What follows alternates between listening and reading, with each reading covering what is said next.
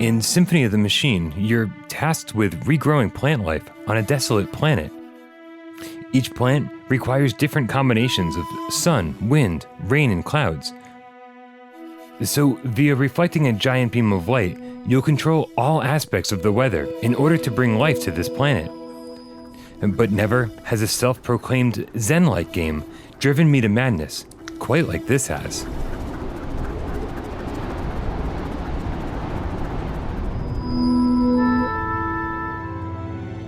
And it's not even the puzzles in Symphony that are so frustrating. In fact, the puzzles themselves are fairly simple, and there's no penalty for trial and error, no time limit, just experiment until you finally get it. No, the real problem in Symphony are the controls. A single move controller fares better than the DualShock 4, but either way, you're stuck with click turning and teleportation, eliminating the ability to even carry an item while moving. Too often, this kept my attention off of the puzzle solving because I was so distracted with simply maneuvering around the environment.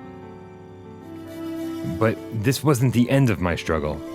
My apartment is really small, making VR a great escape from the real world. But Symphony asks that the player stands while they play, and often you'll have to reach way up or way down to place or manipulate an object. And more often than not, you'll reach outside of the camera's view, making your controller disappear altogether, and your goal, impossible. Gamers with larger rooms might not experience these issues, but if you're like me and you have a limited play area, it's absolutely worth mentioning.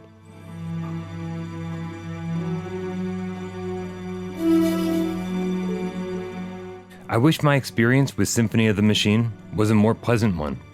With so many shooters on PlayStation VR, I could totally see this being a nice, relaxing alternative. To beat the core set of puzzles only took about an hour, which unlocks the sandbox mode, possibly the more interesting segment of the game. Don't expect any variety, however. The entirety of Symphony of the Machine is played in one single room, and as you might expect, monotony starts setting in, much sooner than later.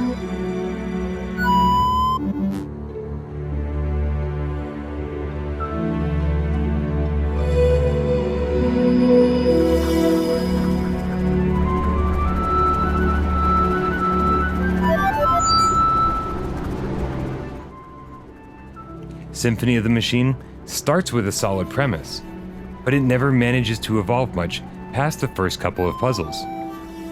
Add to that some poor control decisions and my need for a larger apartment, and this is one game that I probably won't be playing for very long.